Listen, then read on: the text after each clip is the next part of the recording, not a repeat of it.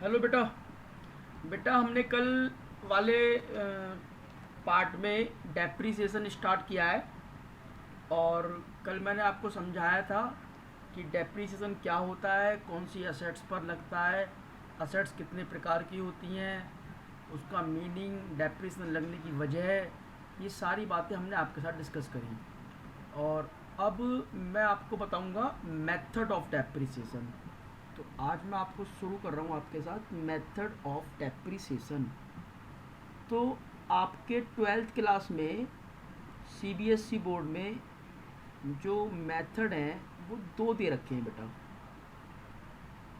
Method of depreciation दो method हैं। एक तो है आपका number 1, straight line method. Straight line method.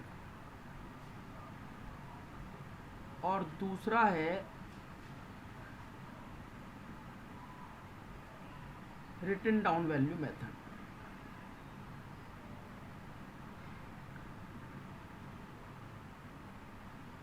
इसको हम शॉर्ट में एसएलएम और इसको हम शॉर्ट में डब्ल्यूडीवी भी बोलते हैं, रिटन डाउन वैल्यू। इसके अलावा और बहुत सारे मेथड हैं, वो आपके सिलेबस में नहीं है। यूपी बोर्ड के बच्चे पढ़ते हैं लेकिन हम लोगों को वो नहीं सिखाए जाते। तो मैं पहले बात करता हूँ स्ट्रेट लाइन मेथड की। तो हम यहाँ लिखते हैं स्ट्रेट लाइन मेथड। तो देखो, in this method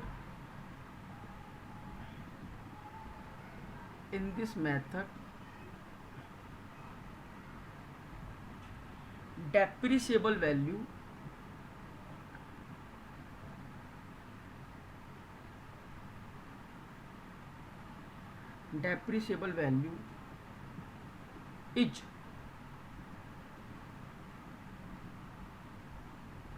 distributed equally over useful life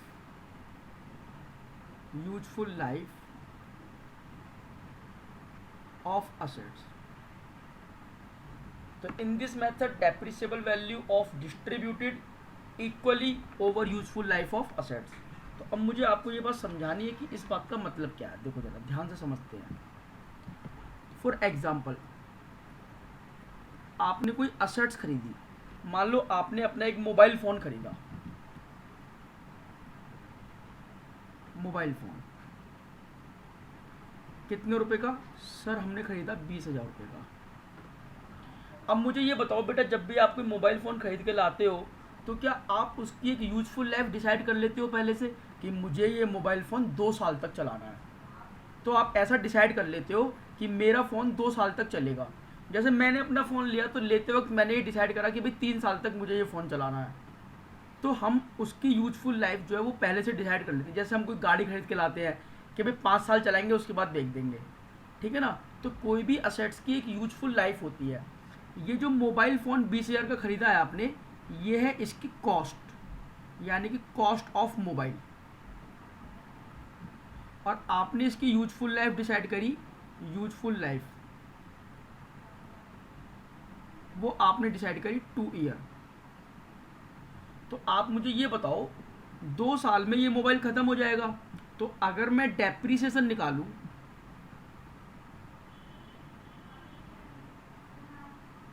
यानी कि अमाउंट ऑफ डेप्रिसिएशन, अगर मैं यहाँ लिखूं अमाउंट ऑफ डेप्रिसिएशन, डेप्रिसिएशन का अमाउंट कितना होगा, तो मैं आपको उसका एक फॉर्मूला देता हूं बेटा। Cost of assets minus scrap value बटे यूजफुल लाइफ ऑफ असेट्स। अब मान लो ये जो मोबाइल फ़ोन आपका 20,000 का है, ये 2 साल तक आप इसको चलाओगे। तो 2 साल बाद कहीं ऐसा तो नहीं है कि मोबाइल बिल्कुल ख़राब हो जाएगा। तो ये इसकी रेजिडुअल वैल्यू या स्क्रैप वैल्यू, तो एक ही मतलब है, आप बोलो रेजिडुअल वैल्यू। इसकी मान लो कितनी है, 4,000 रुपये, यानी कि ये मोबाइल आपका 2 साल बाद 4,000 रुपये का बिक जाएगा। तो बेटा सोच के देखो, आपने मोबाइल फ़ोन पर 20,000 रुपये खर्च करे, तो 4,000 तो आपको मिल भी जाएंगे, है ना। तो आपको तो मोबाइल फ़ोन का जो खर्चा हुआ वो 16,000 रुपये का हुआ ना। ये जो 16,000 रुपये है, इसको हम बोलते हैं डेप्रिसिएबल वैल्यू, यानी कि आपका जो वास्तव में खर्चा है वो 16,000 का है। तो अगर मुझे डेप्रिसिएशन निकालना है तो देखो मैं कैसे निकालूंगा। डेप्रिसिएशन इज इक्वल टू 20,000 रुपये तो मोबाइल की cost of assets, scrap value कितनी है 4,000 रुपये, डिवाइड बाय यूजफुल लाइफ कितना 2। तो हमारा जो हर साल का डेप्रिसिएशन आया वो कितना आया, ये आया हमारे पास 8,000 रुपये। ठीक है ना। कैसे सर, बेटा 20 माइनस 4 16, 16 बटे 2 8,000। तो जो हमारे पास हर साल यानी कि 2 साल तक जो हम डेप्रिसिएशन चार्ज करेंगे वो कितना होगा, 8,000 रुपये। अब देखो पहली साल भी हमने 8,000 लगाना है डेप्रिसिएशन, और दूसरे साल भी 8,000 लगाना है। तो एसएलएम मेथड में हम इस तरीके से डेप्रिसिएशन कैलकुलेट करते हैं। ठीक है आपको मेरी बात। मैं और एक एग्जांपल लेता हूँ। मान लो आपने एक कार खरीदी 10 लाख रुपए की, आपने कार खरीदी 10 लाख रुपए की, और कार की आपने लाइफ डिसाइड करी कि ये हम 5 साल चलाएंगे। तो बताओ आपका हर साल डेप्रिसिएशन कितना हो गया। सर हमारा हर साल डेप्रिसिएशन लगेगा 2 लाख रुपए, यानी कि 5 साल तक हम 2-2 लाख रुपए डेप्रिसिएशन चार्ज करेंगे। तो आप सोच के बताओ बेटा, पहली साल भी 2 लाख, दूसरी साल भी 2 लाख, तीसरे साल भी 2 लाख, आप हर साल 2-2 लाख रुपए डेप्रिसिएशन लगा रहे हो। इसीलिए हम इस मेथड को बोलते हैं स्ट्रेट लाइन मेथड, यानी कि हिंदी में सीधी रेखा पद्धति, स्ट्रेट लाइन, हर साल एक जैसा, स्ट्रेट लाइन मेथड।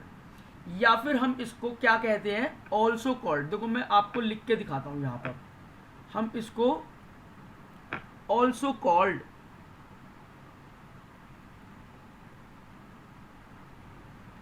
हम इसको फिक्स्ड इंस्टॉलमेंट मेथड भी कहते हैं।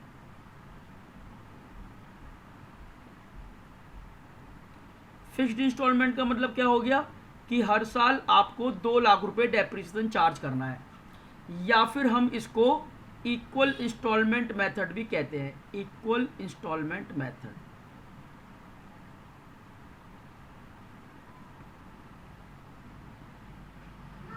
और हम इसको ओरिजिनल कॉस्ट मेथड भी कहते हैं, ओरिजिनल कॉस्ट मेथड। अब ये ओरिजिनल कॉस्ट मेथड क्यों कहते हैं उस बात को मैं आपको समझाता हूं। देखो जरा बेटा, यहां देखो आप, मान लो, देखो मैं आपको एक चीज सिखाता हूं, how to calculate rate of depreciation. Rate of depreciation,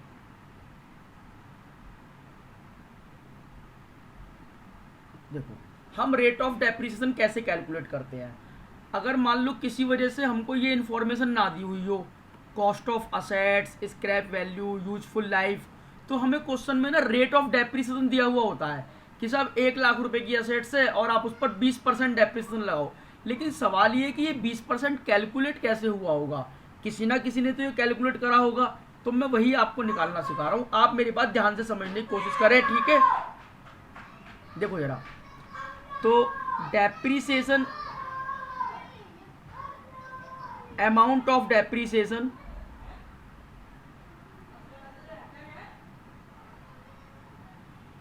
बटे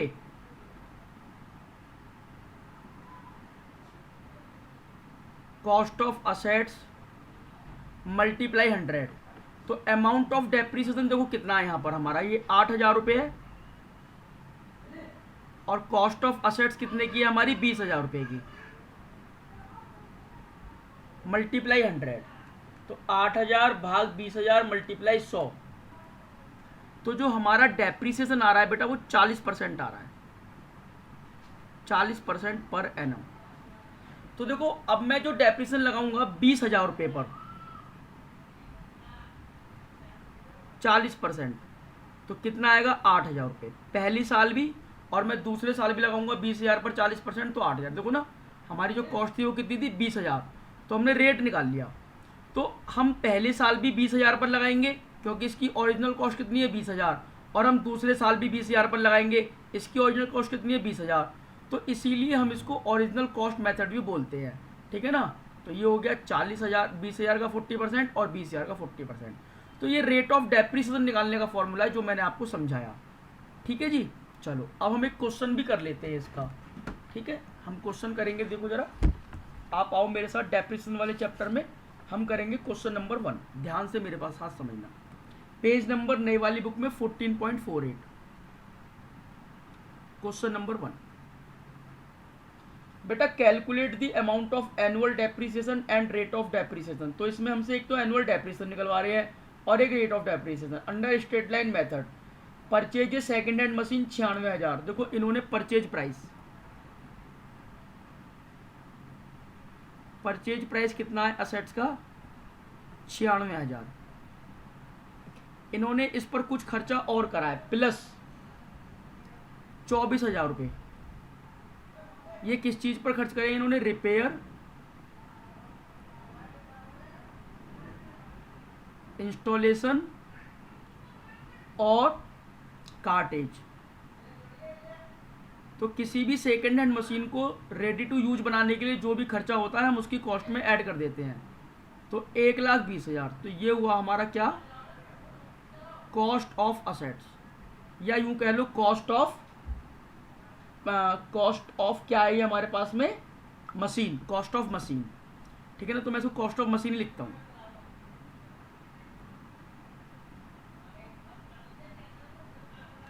अच्छा, इसकी इन्होंने स्क्रैप वैल्यू भी दी है 72,000। तो देखो पहले हम निकालेंगे डेप्रिसिएशन।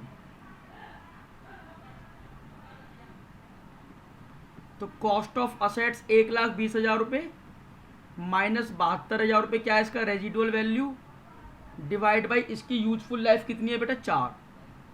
तो हम कैसे निकालेंगे, 1,20,000 माइनस 72,000 भाग 4, तो ये हो गया बेटा 12,000 रुपये। और अब हम निकालेंगे रेट ऑफ डेप्रिसिएशन।